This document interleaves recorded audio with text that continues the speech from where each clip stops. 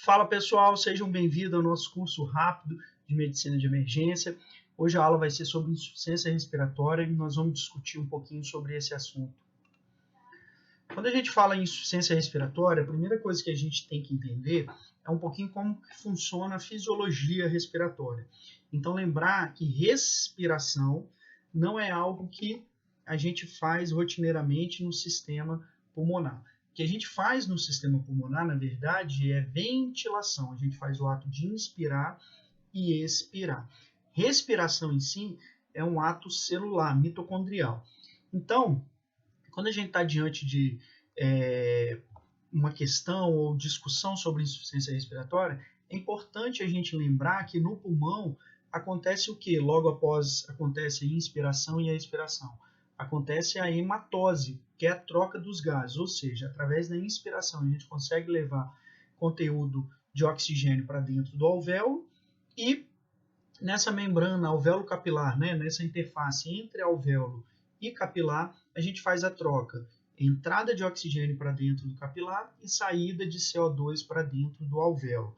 Então isso acontece num mecanismo chamado de hematose. Então, para a gente começar já a entender essa fisiologia, para a gente ter um grau ou uma entidade de insuficiência respiratória, o que tem que acontecer? Ou a gente vai ter um problema para levar o oxigênio para dentro do alvéolo e, consequentemente, para dentro da membrana alvéolo-capilar, ou a gente vai ter uma alteração nessa membrana alvéolo-capilar que impede essa troca do oxigênio e do CO2. E aqui a gente consegue, nesse mecanismo, lembrando um pouquinho lá de fisiologia, a gente tem que lembrar de dois efeitos muito característicos e muito bem descritos dentro da fisiologia respiratória. Um deles é o efeito Shunt e outro é o efeito espaço morto. Os dois alteram o que a gente chama de relação VQ, ventilação-perfusão. E aí tem os mecanismos que causam diminuição da relação VQ e mecanismos que causam alteração, ou seja, aumento da relação VQ. Qualquer um desses dois mecanismos, ou diminuição da relação ou aumento da relação, vão causar o que, gente? Um grau de insuficiência respiratória. Por quê? A gente precisa de equilíbrio entre ventilação, ou seja, entrega de oxigênio lá dentro do alvéolo e, consequentemente, perfusão sanguínea para que ocorra a hematose de forma adequada. Aqui na figura, bem do lado esquerdo de vocês podem ver que tem uma figurinha escrito shunt e plug mucoso. O que acontece aqui? Eu, por algum motivo, tenho uma atelectasia ou um plug mucoso que impede a ventilação alveolar, ou seja, não vai chegar oxigênio, não vai ter ventilação nesse alvéolo. Consequentemente, eu vou ter um shunt, vou ter um desvio, vou ter um sangue que passa pela membrana alvéolo-capilar e não faz troca. Então, um exemplo muito característico são as atelectasias. Então, se eu tenho atelectasia, eu tenho fechamento desses alvéolos, o sangue que passa na membrana alvéolo-capilar desses alvéolos que estão colabados, não existe troca. Consequentemente, eu vou ter uma relação diminuída, uma relação VQ com baixa ventilação e manutenção da perfusão, e que essa relação, por ser diminuída, é caracterizada por efeito shunt ou shunt. Da mesma forma, eu tenho a alteração VQ aumentada, que seria o quê? Aí é o contrário, eu tenho ventilação, mas eu não tenho perfusão. Então, qual é o protótipo, qual é o exemplo mais clássico? Seria um embolismo pulmonar. Então, eu vou ter uma obstrução no fluxo sanguíneo, mas eu tenho ventilação. Então, apesar de eu ter ventilação, apesar de eu conseguir levar oxigênio para dentro do alvéolo, como eu tenho um entupimento, uma interrupção do fluxo sanguíneo ali, o sangue não passa pela membrana alvéolo-capilar e, consequentemente, não ocorre a hematose de forma adequada. Então, o que vocês podem perceber já aqui, que as insuficiências respiratórias elas podem ser causadas por mecanismos que atrapalham a levada de oxigênio, a entrega de oxigênio até o alvéolo, ou alguma coisa que atrapalhe na troca na membrana alvéolo-capilar, ou ainda uma interrupção do fluxo sanguíneo que passe nessa membrana alvéolo-capilar. A hipoventilação, então, gente, é um mecanismo justamente de quê? De problema na ventilação. Então, se eu tenho um paciente com uma doença neuromuscular, um paciente que tem uma deformidade de caixa torácica importante, uma cifroescoliose importante, uma restrição de ventilação importante, consequentemente eu vou hipoventilar, consequentemente eu vou levar menos oxigênio para dentro do alvéolo, consequentemente eu vou ter uma relação VQ alterada. E essa relação VQ alterada vai ser caracterizada por shunt, né? Eu vou ter fluxo sanguíneo, mas não vou ter entrega, não vou ter oferta de oxigênio dentro do alvéolo, tá? Então, esses pacientes têm uma característica muito importante, que é o que? Eles retêm CO2, ou seja, como eu não tenho a chegada, né, de oxigênio lá dentro do alvéolo, acaba que a saída de CO2 também fica comprometida. Então, são pacientes que a gente tem nível de CO2 elevado. Então, são os pacientes neuropatas, são os pacientes que têm alguma distrofia muscular, são os pacientes que têm uma deformidade de caixa torácica, acabam causando hipoventilação e, consequentemente, tem uma produção, né, tem um CO2 elevado, tá? Então, são pacientes que têm alteração do sistema nervoso, não respiram, então diminui essa capacidade, né, de ventilação. O paciente que não consegue respirar, né, são pacientes que têm alteração no sistema nervoso periférico, e os pacientes que têm problemas pulmonares, por exemplo, o DPOC, o asmático, que tem uma obstrução dessa ventilação. Prejuízo à ventilação ainda, a gente pode ter um mecanismo de alteração justamente aonde? Na membrana alvéolo-capilar. Então, as grandes alterações de membrana alvéolo-capilar são os pacientes com síndrome de angústia respiratória, ou as SARAs, né? Agora, né, nós estamos em 2020, a gente tem a grande pandemia do coronavírus, então causa um processo inflamatório importante, principalmente nessa membrana alvéolo-capilar. Então, mesmo eu entregando oxigênio no alvéolo, eu, por dificuldade, por um espessamento, por liberação de mediadores inflamatórios, eu acabo espessando essa membrana alvéolo-capilar, dificultando a hematose, ou seja, a troca de oxigênio pela saída de CO2. Então, SARA, coronavírus, pneumonias, edema agudo de pulmão, se eu tenho, né, um mecanismo hipertensivo muito grande, que eu acabo extravasando líquido para dentro dessa membrana alvéolo-capilar, consequentemente também eu vou ter uma dificuldade na entrada de oxigênio e na saída de CO2, comprometendo a hematose, levando esse paciente a um tipo de insuficiência respiratória. E para a gente classificar, gente, a gente tem dois tipos básicos, essenciais de insuficiência respiratória. As insuficiências respiratórias hipoxêmicas, que são mais caracterizadas pela alteração dessa membrana alvéolo-capilar, e as insuficiências respiratórias hipercápnicas, que são mais associadas ao quê? Ao mecanismo de hipoventilação. Então, os pacientes que têm dificuldade de fazer inspiração e expiração acabam tendo, sim, um grau de hipoxemia, mas eles também têm um CO2 elevado, aumentado. Então, são aqueles pacientes com doenças neurológicas periféricas, deformidades da caixa torácica, enfim, como eu já tinha dito anteriormente. E os pacientes com a insuficiência respiratória hipoxêmica, tipo 1, são aqueles pacientes que têm problema ali na membrana alvéolo-capilar. Então, é a SARA grave, é o paciente coronavírus, é o paciente com edema agudo de pulmão. Tá? E aí, gente, para a gente fazer e iniciar a abordagem da insuficiência respiratória, a gente precisa avaliar esse paciente. E quais seriam as condutas, quais seriam as formas da gente conseguir avaliar esse paciente com insuficiência respiratória? A primeira coisa que a gente tem que pensar diante de um paciente que supostamente esteja com insuficiência respiratória é descartar o quê? Justamente que essa via aérea esteja obstruída. Então, através de posicionamento como a manobra de chin lift ou jaw thrust, a gente pode posicionar e abrir essa via aérea. Então, um paciente politraumatizado que possa ter conteúdo, resto alimentar, dente, coágulo, alguma coisa que esteja obstruindo a via aérea, pode ser a grande causa dessa insuficiência respiratória desse paciente. Então, toda vez que a gente for abordar o paciente com suspeita ou com sinais de insuficiência respiratória, é importante a gente avaliar o que é a patência, ou seja, se essa via aérea está pérvia ou não. E para isso, com essas duas manobras simples, a gente pode avaliar. Lembrando, gente, que no paciente com politrauma, essas manobras devem ser feitas sempre com a estabilização da coluna cervical, devido ao risco de de estarmos aí diante de um paciente com TRM também, ou seja, traumatismo raquimedular. Se a gente aborda o paciente, né, e o paciente não respira, o paciente não tem sinais de ventilação, ele não tem incursão respiratória, pelo protocolo da CLS, os leigos, ou até mesmo você, se você estiver numa cena, não tiver certeza que o paciente está respirando ou não e ele esteja inconsciente, a gente deve considerar esse paciente como o quê? Como uma parada cardiorrespiratória. E aí, iniciar prontamente as manobras de ressuscitação cardiopulmonar, que no ambiente, né, pré-hospitalar ou até mesmo no hospitalar, a primeira coisa a ser feita é o quê? Chamar ajuda e pedir ideia e iniciar compressão torácica. Então, olha só que bacana, a gente está falando de aula de insuficiência respiratória e a gente, diante de um paciente que não respira e esteja inconsciente, a gente deve considerar que esse paciente esteja em parada cardiorrespiratória. Então, isso é muito importante de se lembrar. E aí, gente, qual é a coisa mais importante diante de um cenário desse? É prontamente dar oxigênio para ele? É prontamente entubar esse paciente? Não, esse paciente que não respira e possivelmente está em parada, a melhor coisa a ser feita é iniciar compressão torácica.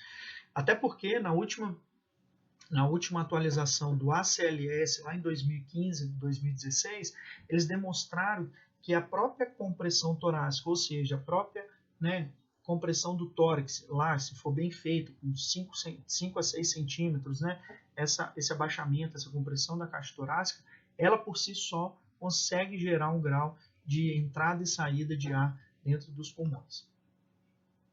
Além disso, gente, uma coisa que a gente sempre deve avaliar ou buscar no paciente com insuficiência respiratória são sinais o quê? De cianose.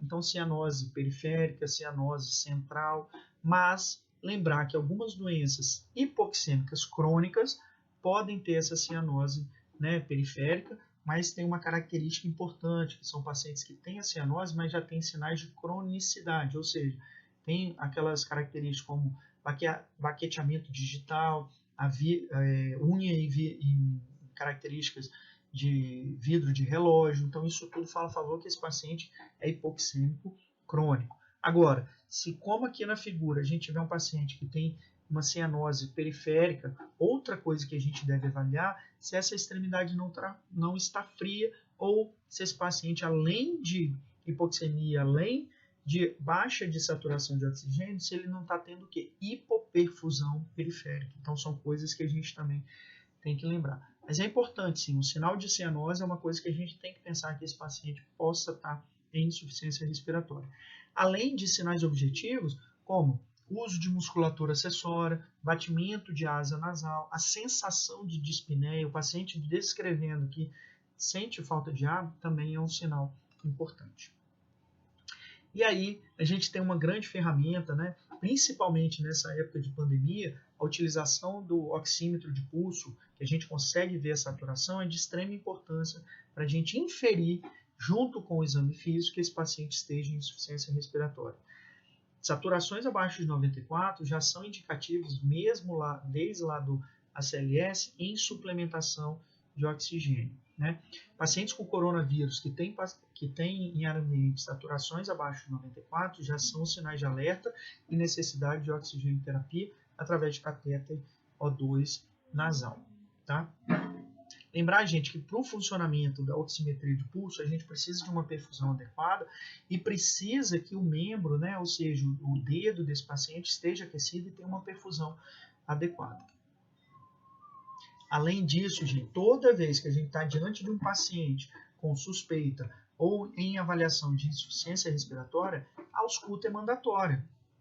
Será que eu vou estar com essa ausculta abolida e o paciente está com queixa de dispneia, está com sinal de taquipneia, insuficiência respiratória porque ele tem um pneumotórax ali associado e a ausculta está abolida? Ou essa ausculta está abolida associada a uma submaciçez e ele pode ter um derrame pleural extenso, pegando todo o hemitórax? Ou o paciente está sibilando muito e tem história de carga tabágica importante, pode ser um DPOC descompensado, e a conduta para reverter esse quadro de hipoxemia, de insuficiência respiratória, seja iniciar broncodilatação, nebulização.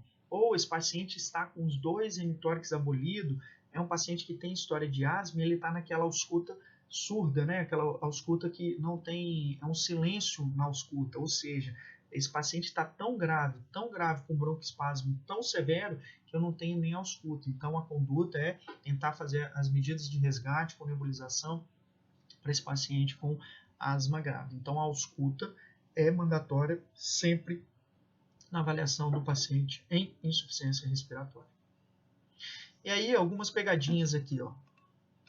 A gente tem que lembrar o seguinte: história clínica breve. É importante quando a gente está com um paciente que está lá com batimento de asa nasal, uso do esternocleidomastoide, tem aquela tiragem intercostal, tem uma cianose periférica, queda da saturação, você está vendo que aquele paciente está entrando em insuficiência respiratória, a gente deve buscar o quê? Uma história clínica breve. Senhor, você está tendo tosse, teve febre, a sua tosse tem catarro, é amarelado, esverdeado? Ah, vou pensar em pneumonia. Senhor, essa falta de ar começou como? Ah, foi de repente, foi num pós-operatório de cirurgia ortopédica. Opa, já vou começar a pensar em quê? Em TEP? Não, ó, começou depois que eu tive contato com poeira, eu sou asmática, mas eu não tomava remédio e agora começou essa falta de ar de forma progressiva. Opa, será que não é uma crise asmática? Não, é um paciente que tem alta carga tabágica, mais de 30 anos maço, já tem algumas histórias de internação recorrente por descompensação do DPOC. Opa, será que eu não estou diante de um paciente com DPOC descompensado? Ou é um paciente cardiopata que já infartou 3 vezes, tem uma fração de ejeção prejudicada e teve uma alteração por um estado gripal e acabou descompensando uma insuficiência cardíaca. Ou não, é um paciente que chega após um acidente de carro e subitamente começa com turgência de jugular, ausculta abolida, hipertimpanismo no hemitórax direito, e você fala, putz, pode ser um pneumotórax a causa dessa insuficiência respiratória. Então, gente, não é focar só nos sinais e sintomas. A gente deve, de uma forma muito rápida, principalmente sempre na medicina de emergência, a gente vai ter que buscar essa anamnese rápida e direcionada para a gente conseguir chegar a um diagnóstico preciso e prontamente tomar uma conduta frente àquela situação. Não descontinuar o O2 para obter saturação de O2. Não adianta a gente querer, vou tirar aqui o O2 para ver se a saturação melhorou ou não. Não, gente, deixa lá o O2 e avalia. Se for necessário também, a gente utilizar o quê? Sempre a gasometria arterial. O exame clínico sumário é comum não se identificar a causa. Então, às vezes a gente vai buscar o exame físico, no exame físico a causa exata, mas às vezes a gente não consegue fazer isso naquele cenário de emergência. Então, o que é importante? Foca em tentar estabilizar o paciente, ofertar oxigênio, ou avaliar se esse paciente já tem critério de intubação, seja uma hipoxemia refratária, seja por rebaixamento e desorientação, seja por necessidade, talvez, de instituir ventilação não invasiva ou invasiva. Então, e depois a gente buscando com calma a causa. Mas o que a gente não pode fazer é o que? Esperar chegar um diagnóstico para depois a gente tomar uma conduta. Esses pacientes sem insuficiência respiratória, a gente tem que primeiro ir tentando resolver, entregar oxigênio, ventilar o paciente, intubar o paciente, drenar o tórax desse paciente, para depois chegar a uma causa precisa do diagnóstico que levou esse paciente ao quadro de insuficiência respiratória. Obter a saturação de O2 em alterações neurológicas inexplicadas, sem considerar a gasometria arterial. Então, se eu estou diante de um paciente que está com uma alteração neurológica aguda, rebaixamento de nível de consciência, é importante a gente pegar essa saturação, mesmo sem a gasometria estar disponível, porque só com a saturação a gente já consegue raciocinar e entender o que está acontecendo. Mensurar cuidadosamente frequência respiratória e cardíaca, não esperar cianose. A gente não deve pegar e entregar oxigênio, ofertar oxigênio ou pensar em intubar um paciente só quando ele tiver com aquelas extremidades cianóticas daquele jeito que a gente viu nos slides anteriores. Saturação de O2 normal não exclui necessidade de gasometria arterial. Lembrar, gente, que a utilização do oxímetro pode ter várias interferências, inclusive para valores superestimados ou para subestimados. Avaliar. Lembra, conversa com o seu paciente, pergunta qual é o nome dele. Se ele consegue falar o nome dele, por si só a gente já consegue entender que a via aérea não está obstruída. Então, a causa da insuficiência respiratória desse paciente não é obstrução. Institui a oferta de oxigênio e avalia. Esse paciente é um DPOC descompensado, é um IC descompensado, é um edema agudo hipertensivo que tem benefício em fazer ventilação não invasiva? Perfeito, vamos instituir ventilação não invasiva. Ah, é um paciente que já está refratário a VNI, ficou lá de meia hora, 2 horas e não melhorou, a saturação está ainda não deslanchando, caiu um pouco. Não vamos insistir em ventilação não invasiva, vamos partir para intubação orotraqueal. O2 suplementar sempre. Paciente que está com sinal de cianose, taquipneia, batimento de asa nasal, uso de musculatura acessória, saturação abaixo de 94, instituir oxigênio terapia sempre. E aí a gente tem várias modalidades. Catéter nasal de O2, macronebulização, máscara não reinalante com reservatório. Então, a gente pode utilizar dessas ferramentas enquanto a gente está buscando um diagnóstico definitivo. Intubação e ventilação, né? Então, lembrar que diante de um paciente com insuficiência respiratória, a melhor estratégia na emergência é a utilização da intubação, né? Em sequência rápida. Então, é o quê? A gente indicar a intubação, preparar material, posicionar o paciente, escolher bem as drogas e utilizar o que? Um indutor, ou um benzodiazepínico, ou um propofol, um etomidato, ketamina, qualquer uma droga indutora, e logo em seguida utilizar um bloqueador neuromuscular. Vamos usar quem? Succinilmetônio, rocurônio, pancurônio, o que a gente vai utilizar para bloquear? Por quê? Quando você parte para uma intubação bem indicada, com preparação, separação de todo o instrumentário, testagem do laringo, testagem do cuff, escolha do tubo adequado, colocação do guia, posicionamento adequado do paciente e ainda, além disso, a utilização de indução e bloqueador neuromuscular, a sua intubação vai ser um sucesso, sem sombra de dúvidas. E lembrar, após de fazer esse manejo com o oxigênio terapia, entrega e oferta de O2 ou intubação orotraqueal, partir para o tratamento da causa adjacente. O que causou insuficiência respiratória dele foi uma pneumonia. Então, vamos entrar com antibiótico na primeira hora, possivelmente esse paciente está entrando com quadro de sepse. Não, a intubação dele foi causada por uma DPOC descompensada, está sibilando muito, então vamos entrar com corticoide, fazendo nebulização de resgate na ventilação. Enfim, depois que você der o suporte inicial, a gente já busca e começa a tratar as causas adjacentes.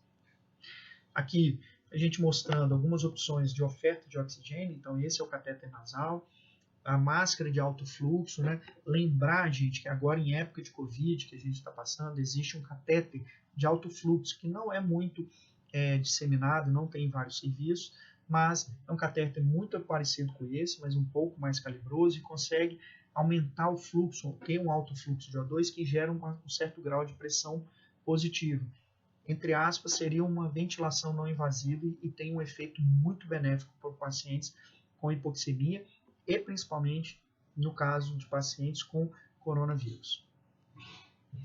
Tratar a causa subjacente, gente. Não adianta a gente entubar um paciente, entregar oxigênio e não lembrar de ver um pneumotórax e ir lá fazer a punção, né, no quinto espaço intercostal para resolver o problema que está gerando esse quadro de insuficiência respiratória. Então, isso a gente precisa sempre lembrar. Não adianta eu entubar o paciente por sepse, por insuficiência respiratória, por um foco pulmonar, se eu não iniciar o tratamento com antibiótico terapia o quanto antes.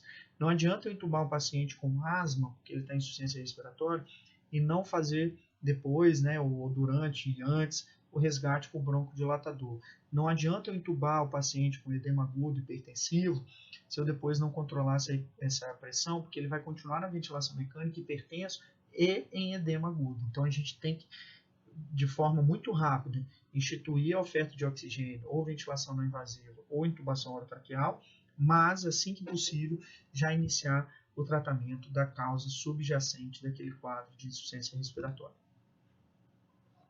A ventilação não invasiva, lembrar que a indicação é muito precisa em pacientes conscientes. A gente precisa do gerenciamento da respiração, da deglutição, de manter a boca fechada, respirar pelo nariz, porque se eu coloco uma ventilação positiva num paciente que está com rebaixamento de nível de consciência, eu posso distender de forma inadvertida o estômago desse paciente, gerar um vômito, esse paciente vomitar dentro da máscara e acabar broncoaspirando.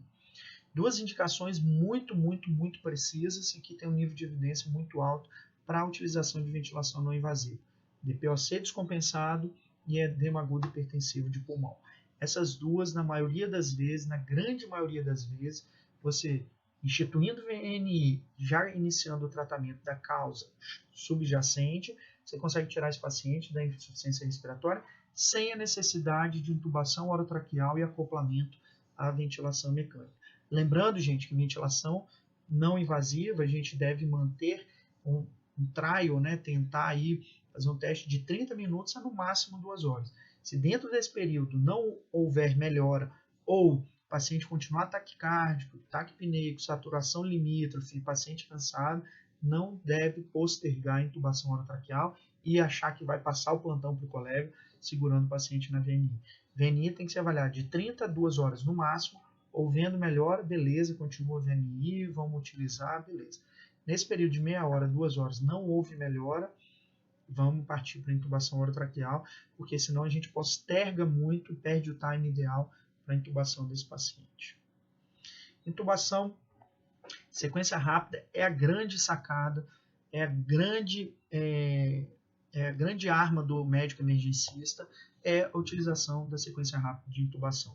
E o que ela consiste, gente? É justamente aquilo que eu falei anteriormente. É escolher uma droga indutora, porque eu não quero que esse paciente tenha a sensação que lembre que foi entubado, então quero dar um conforto, quero que cause uma amnésia nele, induza esse paciente e logo depois a gente faça a utilização de um bloqueador neuromuscular. Na emergência, gente, eu sempre indico, principalmente para quem está iniciando, utilizar o succinilmetônio.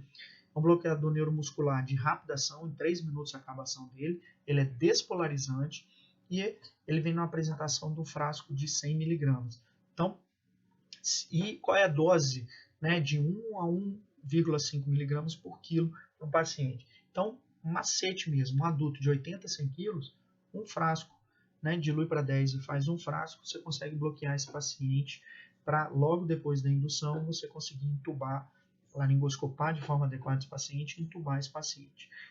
Qual é um dos motivos do uso do bloqueador neuromuscular? Primeiro, o relaxamento de toda a orofaringe e a laringe caindo lá na sua frente na laringoscopia e evitar ainda que a corda vocal fique mexendo e diminua ou bloqueie de forma completa o estímulo de tosse que pode te atrapalhar nessa intubação.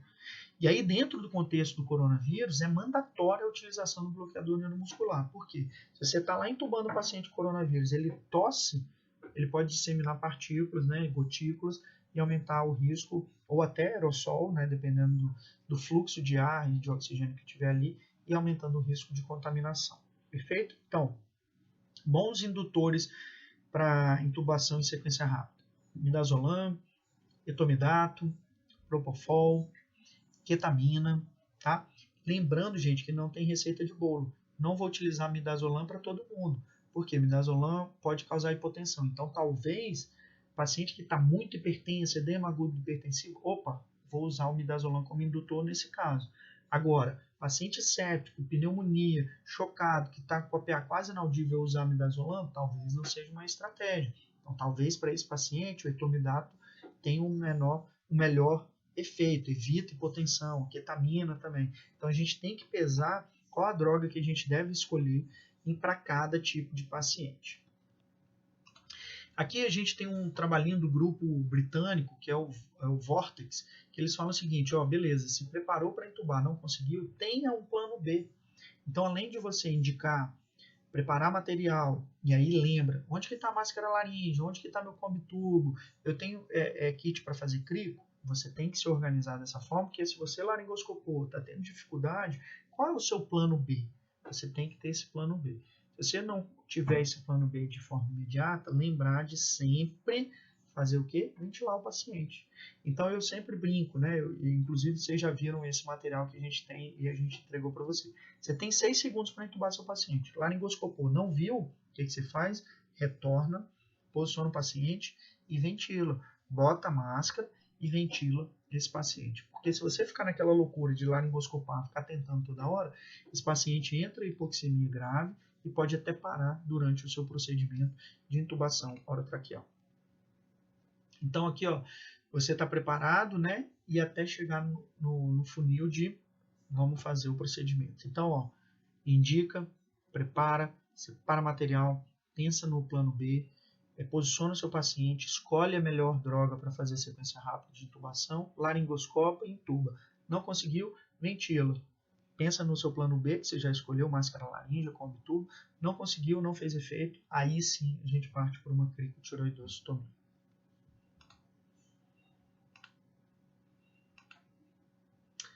Intubei e agora? Essa parte eu vou deixar para a nossa próxima aula, que vem em seguida, sobre ventilação mecânica básica. Beleza, galera? Grande abraço!